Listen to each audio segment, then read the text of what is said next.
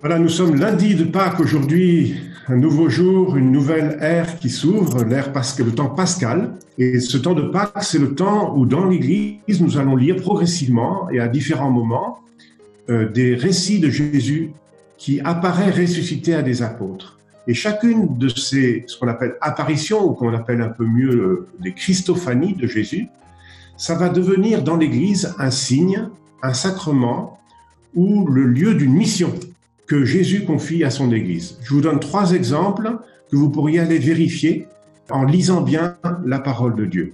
Par exemple, ce long récit d'Emmaüs raconte en fait comment le Seigneur s'est laissé reconnaître non pas simplement par la parole, mais avec le signe du pain partagé. Au moment où Jésus rompt le pain, ils le reconnaissent. Et il peut disparaître physiquement parce qu'il est réellement le pain. Et donc, ce récit d'Emmaüs est donné à un peuple chrétien pour que nous comprenions que l'Eucharistie, c'est le lieu aujourd'hui de la rencontre du ressuscité. Et si vous preniez d'autres récits, par exemple celui de Pierre, qui retrouve Jésus sur les bords du lac, où Jésus lui fait faire une triple anamnèse, un triple acte de mémoire de sa trahison. Pierre, m'aimes-tu? Pierre, m'aimes-tu? Pierre, m'aimes-tu?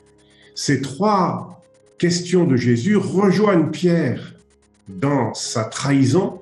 Il redonne à Pierre sa mission. Ça veut dire que notre mission à nous de chrétiens, on la reçoit lorsqu'on se sent personnellement aimé et pardonné par Jésus. Et ce récit de la rencontre de Jésus et de Pierre est un symbole, un signe de ce sacrement du pardon par lequel chacun d'entre nous sommes recréés dans notre capacité missionnaire. Et enfin, un 3e exemple, c'est Marie-Madeleine au tombeau qui se retourne une première fois lorsqu'elle entend Jésus derrière elle qui lui parle. Et au moment où elle reconnaît Jésus, elle se retourne à nouveau. Évidemment que le premier retournement, c'est le retournement physique. Le 2e retournement, c'est le retournement intérieur. C'est le retournement spirituel. C'est la conversion. C'est qu'elle comprend que l'homme qu'elle a devant elle, c'est le Christ Jésus ressuscité. Et que le signe par lequel il est Dieu, le signe par lequel il est sauveur, c'est qu'il a vaincu la mort. Cette présence de Jésus, nous la rejoignons chaque fois que nous nous sentons aussi appelés par Jésus, par notre prénom, comme Marie.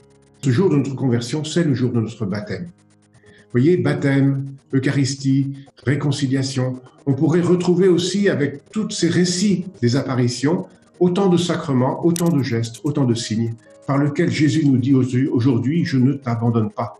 Je suis avec toi, je suis avec vous tous les jours. Amen.